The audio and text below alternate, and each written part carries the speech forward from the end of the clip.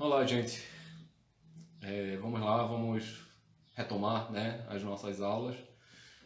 Parte de filosofia, nós abordamos em sala da origem da filosofia até Platão, até os principais conceitos de Platão.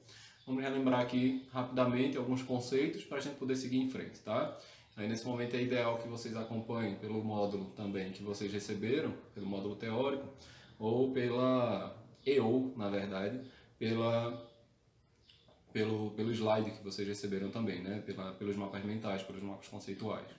Mas então, só relembrando rapidamente que a gente sabe que a filosofia surge no contexto em que o pensamento mítico ele passa a ser substituído por outras formas de explicação que a sociedade helênica, as sociedades helênicas, né, vão tentar formular para o mundo, né, para as verdades sobre o mundo. E aí nós temos, no primeiro momento, os pré-socráticos esses que nós temos dois principais representantes. Esses principais representantes são Heráclito e Parmênides, que possuem uma diferença básica, né? Nós temos Heráclito, que defende que tudo que é verdadeiro é o que é mutável, né? Enquanto que Parmênides defende que tudo que é verdadeiro é aquilo que é imutável.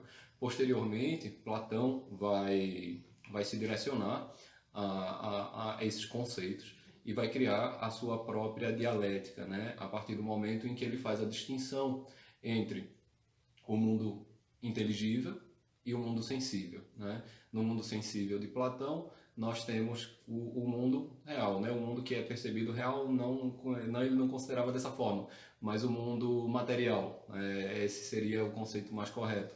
E nesse mundo material, em que seria apreendido pelos sentidos, não poderia ser verdadeiro para Platão devido à sua mutabilidade, devido às suas mudanças constantes, né? Enquanto que o mundo inteligível, que seria o mundo das ideias, idealizado por consequência, seria aquele onde as coisas já existem em sua forma perfeita.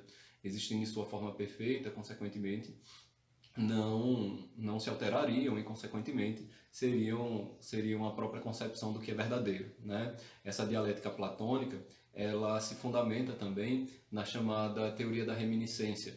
A teoria da reminiscência é uma coisa muito interessante porque Platão dizia que pelo próprio conhecimento ser algo considerado como verdadeiro, então, consequentemente, nós nunca realmente aprenderíamos alguma coisa. Como é que eu posso dizer isso?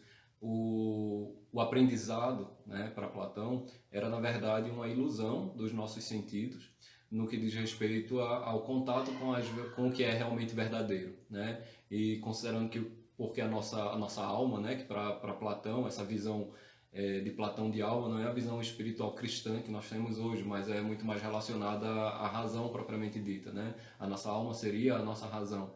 E essa nossa razão ela já teria entrado em contato com todas as ideias, com tudo que é verdadeiro nesse mundo inteligível. Então, o nosso aprendizado, na verdade, nada mais seria do que uma ilusão dos nossos sentidos, a nossa alma, a nossa consciência, a nossa psique relembrando, na verdade, todas aquelas ideias com que ela já teve contato nesse mundo inteligível, né? Mas antes de Platão, na verdade, entre Platão e os primeiros pré-socráticos, nós temos também os sofistas e o próprio Sócrates, né? Esses não vão lidar muito com a questão do devir, né? Com essa questão da mudança, que Aristóteles posteriormente vai tratar como a mudança sendo referente aos conceitos de potência e ato, né? A potência que significaria basicamente para Aristóteles a nossa capacidade de mudar, né? E o ato seria o devir propriamente dito, seria a mudança propriamente dita, né? Quando mudamos, de fato. Os sofistas, apesar de serem muito conhecidos por vender, na verdade, o seu conhecimento, e vendendo o seu conhecimento, consequentemente, eles se direcionavam às elites atenienses e acaba que eles auxiliam, a gente pode considerar dessa forma, eles auxiliam na formulação da democracia ateniense, né, já que eles estão em contato ali o tempo todo com o cenário político. Enquanto que Sócrates, através do discurso, vai ser muito conhecido pelo questionamento constante e pelo uso constante também da ironia, né? Que Aristóteles, na verdade, ele não ignorava os indivíduos que dialogavam com ele, na verdade, mas ele fingia ignorá-los, né, para manter os questionamentos. É isso que a gente fala sobre essa questão socrática, né? Quando a gente fala sobre a sua ironia propriamente dita. E a sua filosofia, mais conhecida como a maiêutica, acaba ficando conhecida por esse nome pelo fato de que Sócrates o tempo todo ele tentava extrair as verdades, tentava extrair os conceitos dos indivíduos, né?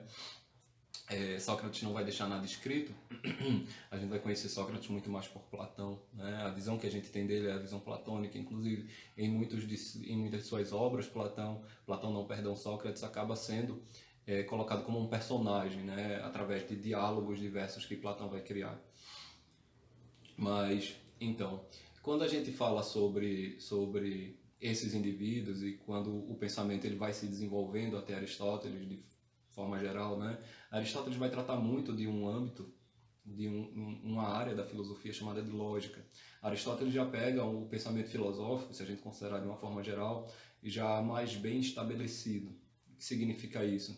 Significa dizer que muito do ideário racional, muito do ideário crítico, que a filosofia vai formulando ao longo do tempo, já havia sido formado, pelo menos alguns dos principais conceitos com que se trabalhavam, né, como o conceito de moral, o conceito de ética. A gente vai ter uma aula posterior para falar sobre esses conceitos especificamente, sobre até mesmo o que é belo, o que é a virtude, o que é justo.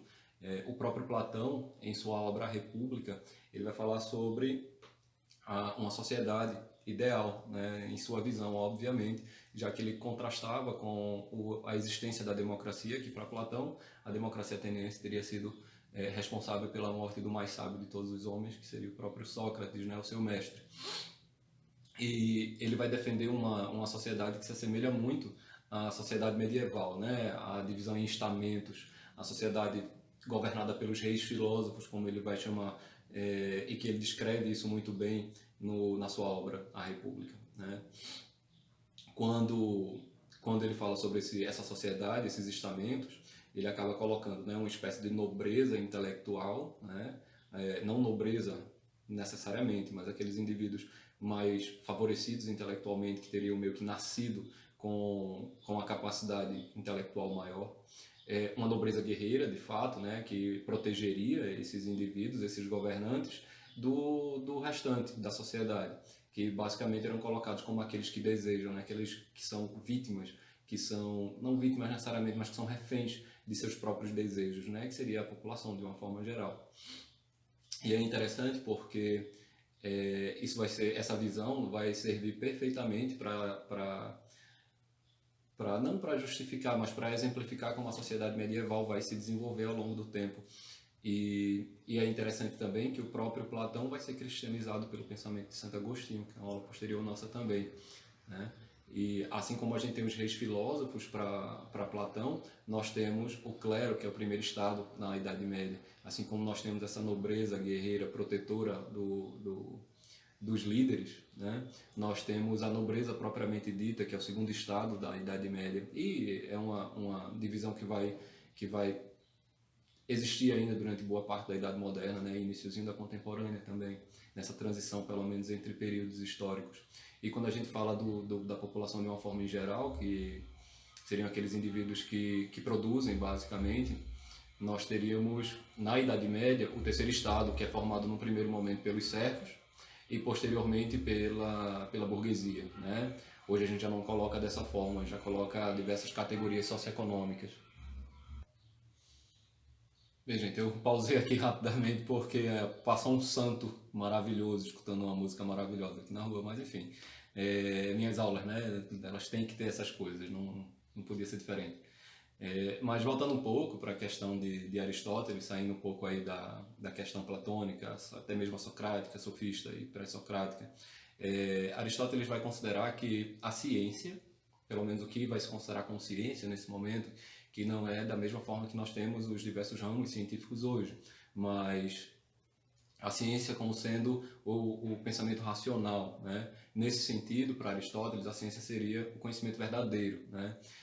Aristóteles vai contrastar um pouco com Platão, na verdade um bocado com Platão, quando ele vai defender que, diferente de Platão, que dizia que o conhecimento, o mundo inteligível, o mundo das ideias, apenas através da razão, da sua forma mais pura, é que se poderia atingir a verdade, que se poderia considerar o que é verdadeiro. Platão vai dizer que vai defender a ideia de que os sentidos, enquanto primeira fonte de conhecimento, acabam sendo responsáveis pela origem da abstração, pela origem do racional, né? Ele não vai excluir esses dois conceitos. Na verdade, ele vai fazer com que os dois coexistam de uma forma muito mais intrínseca, de uma forma muito mais ampla até, né? Ele não vai considerar, na verdade, que os nossos sentidos eles direcionam ao que é falso, mas na verdade que os nossos sentidos eles acabam direcionando para o conhecimento verdadeiro. A partir da nossa experiência prática, por exemplo, a partir da experimentação, nós podemos realmente atingir aquilo que é verdade. O que não vai ser muito diferente de como o pensamento científico vai ser formulado mais para frente durante o surgimento da própria teoria científica, né? Quando a gente fala do pensamento cartesiano. Mas, enfim.